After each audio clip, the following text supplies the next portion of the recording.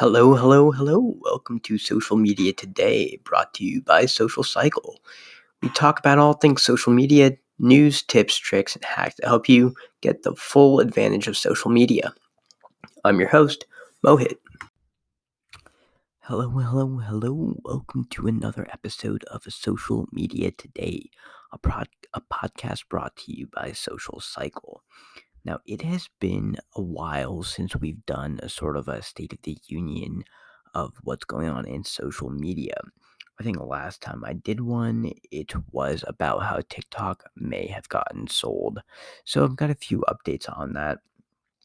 I think Microsoft has dropped out of the race due to US China concerns, which leaves Oracle to be the big fish. So Oracle would be the quote trusted tech partner unquote, and ByteDance would allegedly release the algorithm.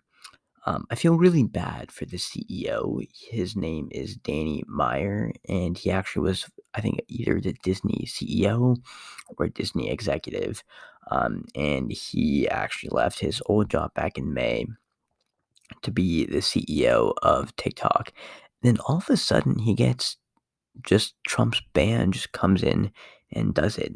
And I had some more updates on Trump's ban. So, from the sale of TikTok, I believe Trump wanted $5 billion for quote some 1776 protocol, which is weird. I don't know if this is good. I know that Adam Mosseri, the head of Instagram, was was vehemently against it because when the US decides to step in and block a merger between or a sale of two companies, it signals to the rest of the world like, hey, if the US can do this, this sets new precedents for politics.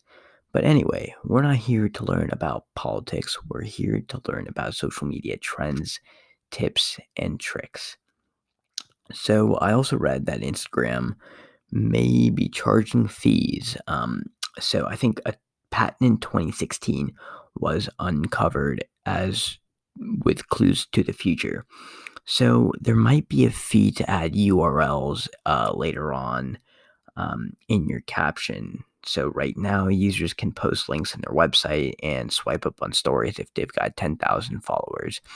But if you have a post, you can't really hyperlink to go outside the app. So Instagram might do that. I think right now the whole like link in bio where they'll have like a link tree, or I know the Real Deal, which is a commercial real estate newsletter. They have a new story every day, and they've got, I forget what app it is. I'll probably look at it later, but you're able to check out each individual story that they've posted on their Instagram grid. So that's a good workaround. But I mean, I guess this is just one other way for Instagram to monetize. I know that cookies are on the way out, and Facebook is all of their data and all their revenue comes from advertising data. I know later on, Apple wants to introduce their own version of a cookie so that they can have their own ad platform, and that will greatly affect Facebook's revenue stream. So I guess now they've got to come up with other ways. Um, and I saw something interesting in one of the Facebook groups I'm in where Facebook started something called a campus. It's a social network meant for college students. Now, when I was reading this, I thought to myself that this looks very familiar. And it's going back to the roots, and it's only accessible if you have a .edu website or a web email address, which is weird. So lately, the trend has been to build an audience or to have like smaller communities, right? In 2018, Facebook pivoted from giving free traffic to pages to groups, your close friends and family. Instagram followed suit by adding close friends and family. And um, this campus, I guess, platform is going to be very interesting. I'm curious to see how Facebook will segment it between regular, like the Facebook website and campus. I think that it might be like geographically fenced. I'm not really sure. They need to have the .edu website. I think it'll be pretty exclusive, like only events that's available to people from the same college as you. Maybe they'll include Facebook Messenger rooms, so that you can chat with some people in your classes. I don't know. I mean, we'll see like what'll actually happen. Will this feature take off? Will this be killed? Facebook has so many things going on for it that we don't actually know what'll happen. And I mean, I think Mark Zuckerberg's a genius, and he definitely hires people who know what they're doing. Um, some more updates. So previously, I'd been talking about how Instagram would merge, or Facebook would merge Instagram DMs, WhatsApp, and Facebook Messenger. And we've all known that this was going to happen, but Facebook has actually made progress on it, surprisingly. And so they are combining Messenger and Instagram DMs exclusively for small businesses right now. I think that they're um, slowly piling it out to, I think, like a small handful of users. WhatsApp is planned for a later date. The status quo is that small brands right now, they have unified controls of like what gets posted to Facebook and Instagram, but there's no standard messenger. So if you get like an Instagram DM or a Facebook message, it's in two different locations. So this will make it a lot more seamless. And I think it's a huge opportunity if you're an aspiring entrepreneur to provide social media management services to small business owners who are not yet on Facebook.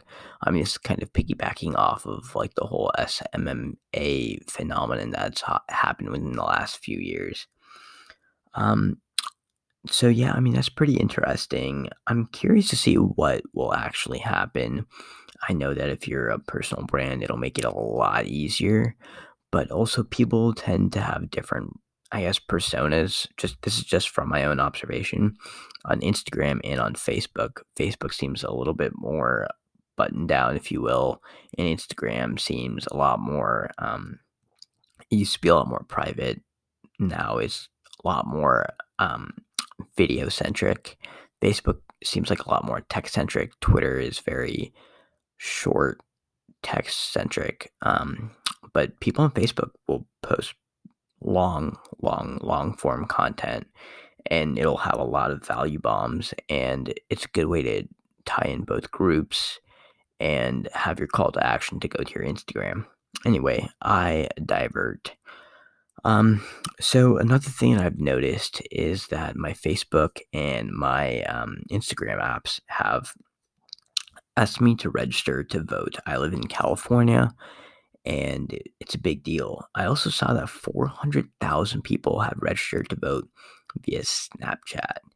And since Facebook and Instagram and Snapchat all have calls to action to vote or to register to vote on the mobile app, it's very good to see social media companies doing this because historically, I mean, their user base hasn't been able to vote, and it's cool to see them getting more woke, I guess. Will this actually encourage people to turn out in the voting polls or to be more aware of the political events that are happening in the world? Maybe. I think so. I mean, 400,000 people that are registered to vote via Snapchat is amazing. I think by reducing the amount of friction that it takes for people to sign up to vote, it'll encourage higher voter turnout, and maybe some of the younger people will have a voice. I don't really know. Um, so that is that. It's been a little longer than I anticipated, but I hope that you enjoy this quick recap of what's happened in social.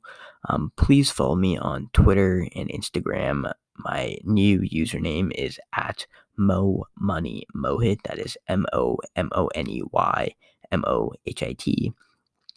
I'm going to be starting a YouTube channel soon.